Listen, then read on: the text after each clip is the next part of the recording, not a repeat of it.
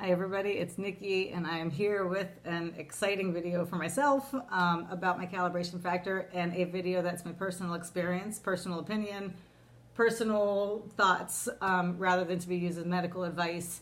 I am exploring stuff here. I don't know, I'm still not 100% sure with things, but I'm really getting close. So the first thing I'd like to say is I will go back at some point and I will maybe even just throw something in the title for old videos or clean them up or whatever, indicating that those were steps in getting to where I am today. And I have a pretty good understanding today, still with lots of questions. But this is the newest video, and this is about the calibration factor. I would like to say, from here on out, I'd like to call it the C factor.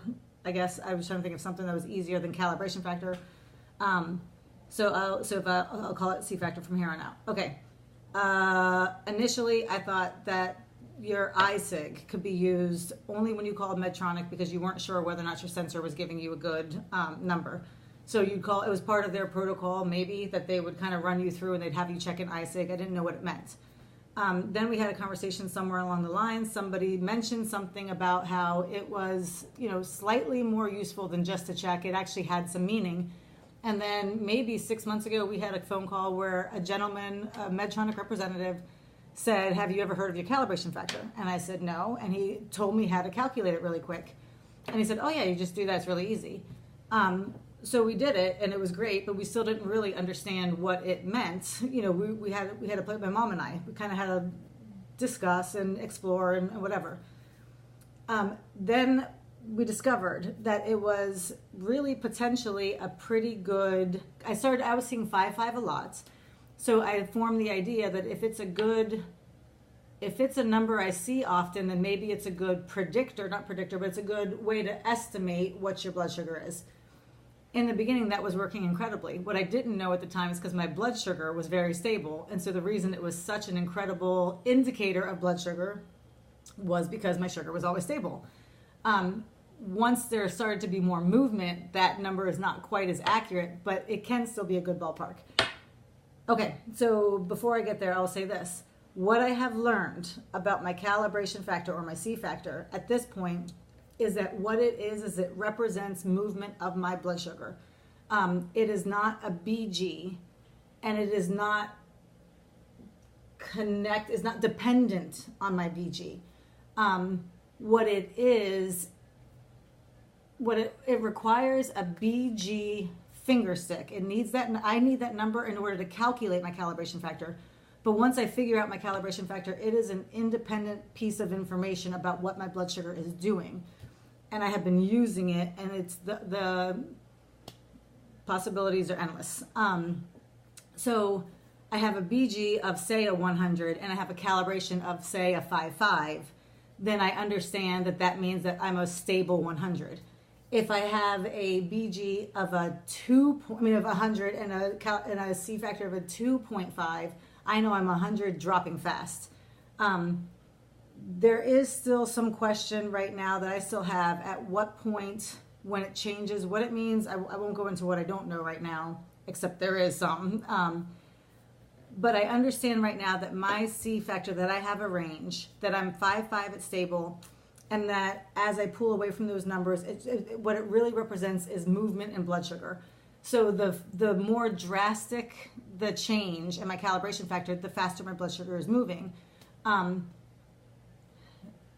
it could be returning. So if I have an 8, which for me means I am rising fast, but then I check again in 15 minutes and I have a 7.6, what I understand that to mean now is that I am still rising, but I'm slowing down. It's so, for me, it's very complex. I love numbers, but at the same time, to do some of these things, it can feel like it's confusing. But what I think is that you have to have context to use it, and that it can show that you are rising and rising fast, but it can also show that your blood sugar is slowing down. So for instance, if I've done insulin and I've been high, my infusion set came out, I don't know if I'm rising, I don't know what's going on. I can track my calibration factor over the course of, 30 minutes, 2 hours, whatever it takes. Every 5 minutes, every 10 minutes, however often is necessary for the situation. to determine whether or not my blood sugar is responding to whatever treatment I've just done. So the reason I think that it's a pretty good blood glucose estimate, a ballpark, is because when you are stable, moving slowly, or even moving at a moderate speed, if my range is a 2, and I haven't seen a flat 2 yet, and that means I'm plummeting, and the highest I've ever seen was a 10.2, but I don't know that that's the max. I mean, it could be a 15 for all I know. I don't have any idea. But let's say I never see anything up in that range. The majority of what I'm seeing, because I'm watching my sugars, is between a 3 and a 7.5 or an 8. So when I multiply that by a 5.5, it's going to give me a ballpark, and that's a pretty good ballpark. What I need to be aware of is when I'm really on the move for some reason, or if I don't know if I'm on the move for some reason, my ballpark number might be a little bit off, and including it could be 100 points off. If my blood sugar is really, really on the move and I'm at an 11, as I said, I've never seen that. I've only seen a 10.2 twice, and I've only seen in the 9s probably 8 times, right? In the 8s, just under that. 7s I see probably once a day, or sometimes 3 times a day, depending on how, what I'm doing. There's some suspicious activity around here, but, but a lot of what I see is between a 3.7, a 4.6, a 5.9, a 6.8. And so that's why throughout the day I can have an idea by this 5.5. I'm not going to do insulin based on that, and I wouldn't go and eat carbs based on that unless I need to, unless I'm out and about, and I get to the point that I don't have a tester and I have that number. And I think that the more stable you might be, so for instance, if I've kind of been out away from everything and I'm not doing much and I haven't eaten anything, my 5.5 might give me a good enough number to say, okay, I probably really am between a 200 and 300 and not a 40. Okay, I'm not trying to sell anybody on anything right here. I'm really excited because I'm using this thing, and I was so upset the other day and I was done with it. And I didn't understand what I was seeing. And so I started to track it at every blood sugar test. And then I realized that might just be what you have to do to have it be this really useful number. And it's this really useful number. Okay. So the faster your blood sugar is moving, the less accurate it's going to be. That sounds vaguely familiar for what I've heard from lots of things, from testers to sensors to whatever, which is why you don't want to calibrate when your blood sugar is really on the move or whatever it is. It's your blood sugar is moving at a number that it doesn't stay at. I mean, I don't know. Maybe you've been disconnected and you really are moving. You're not going to stop moving. I'm done exploring that idea. Okay. If you are moving fast, it might not be a great number, whether it be plummeting or really climbing. And if you are moving kind of what I seem to be doing the majority of my day, then it is a pretty good number, and in some instances a great number. Okay. Oh my goodness, there's so much more than that, and my brain just shut it down. I will show you. I don't think you guys can see these. These are my numbers from this morning. I have 5 pages of this from yesterday. I'm using my calibration factor. Now, I hope that I wouldn't have to do this for the rest of my life, although it's not terrible either. But this, and I keep saying, what if I did, right? Like, what if I had to really track and write down a calibration factor or whatever? What if I did?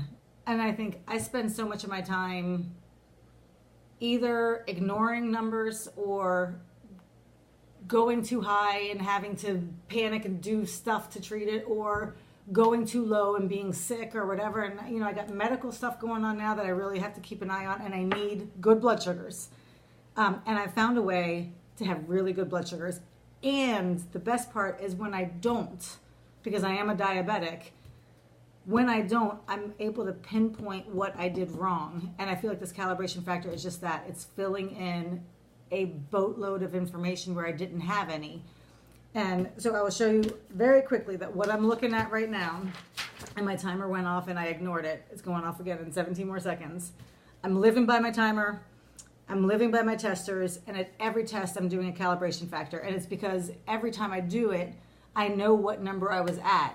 And depending on what I'm seeing, maybe I go 30 minutes without anything. Maybe I go an hour without anything. If I'm at a period where there's a lot going on, maybe I'm going 5 minutes, but before I test it again.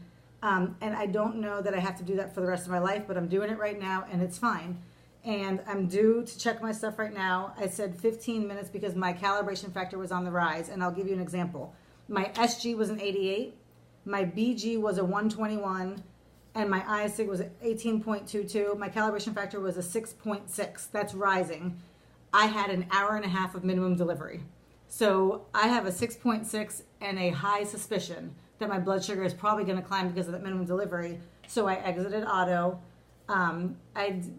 Personal decision, but I did a small manual bolus to try to cover some of that minimum delivery because I feel like those things really can send me too high.